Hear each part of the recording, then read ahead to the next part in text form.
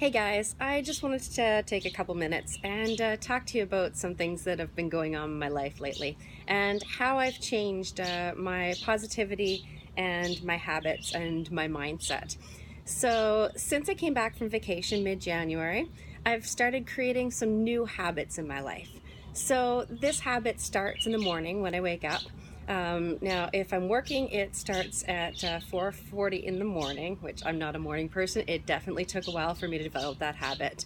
On my days off, since I do work shift work, usually I do sleep in, so it happens a little bit later. But this habit that I've engraved into my routine now, it starts in the morning when I wake up.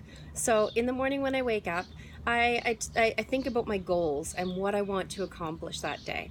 I also try to read some sort of positive quotes. So you guys have seen positive quotes going out in the morning. That's what I try to focus on, my positivity. So from there, I'll grab a pre-workout shake, and I'm kind of a bit lazy in the morning, so I usually don't get up. I'll make a little bit of coffee, just so I can smell it, because I'm not much of a coffee drinker, but I do love it in my shakes. So I will make some coffee, put it on my desk so I can smell it, and I'll lay in bed, and I'll listen to some personal development. From there, about 15 minutes later, I'll go into my workout, which depending on the day, right now I've been doing T25, but on my days off, sometimes I do a longer workout or a different workout just to kind of change it up a little bit. So after my workout, then depending if I'm working or not, usually I'll have my shake right away, and I only drink coffee when I'm working. I don't actually drink coffee if I'm not working. So coffee is actually not bad for you. It's really just all the junk that you put in with it. So I always have my shake afterwards. I put my coffee in my shake, and like I said, my coffee's sitting there so I can smell it while I'm working out, because I love the smell of coffee in the morning, and I think it wakes me up. So that's kind of my morning routine. And part of that morning routine, like I said, is personal development. And I think that's really helped me maintain my positive outlook. One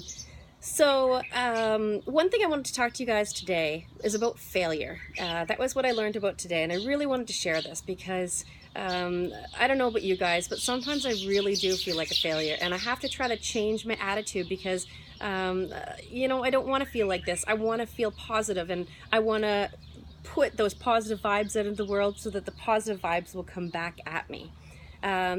So anytime you think about failure, a lot of people think that failure is a bad thing. That's what I always thought myself. But what we need to do is we need to change our mindset. We need to look at failure totally differently. So we need to look at failure as something that's going to help us along the way. We need to look at failure as the halfway mark on the road to success and not a destination to be avoided. So we need to think of it as a stepping stone to what we want and where we're going. So that we need to keep going because success is ahead and it's not behind. So we don't need to stop and feel horrible about everything. We just need to take it in stride, take it as a learning experience, and every failure gets us closer and closer to being successful in life.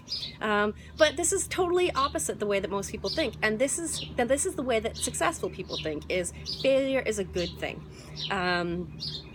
Like I said, we're moving towards successes and away from failure. So failing does not lead to failure. But if you avoid failure, it actually causes you to fail more, and it can make you a failure. So, like I said before, we want to fail, because that's going to cause success in the end if we can continue going on. So we need to be willing to fail. And successful people will actually fail eagerly to avoid failure. I know that kind of sounds a little bit weird. So just a couple things that I did learn in my personal development today, and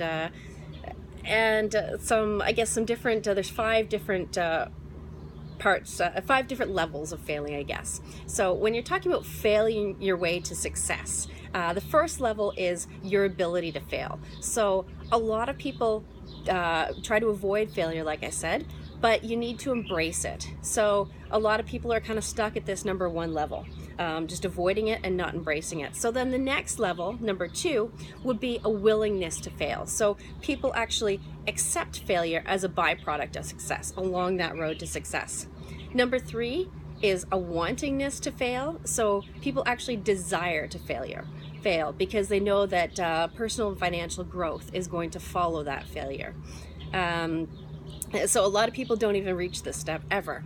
So then you get the fourth level, which is failing bigger and failing faster, because this mindset is that failing is good, and the faster and the bigger goals that you fail at, the better.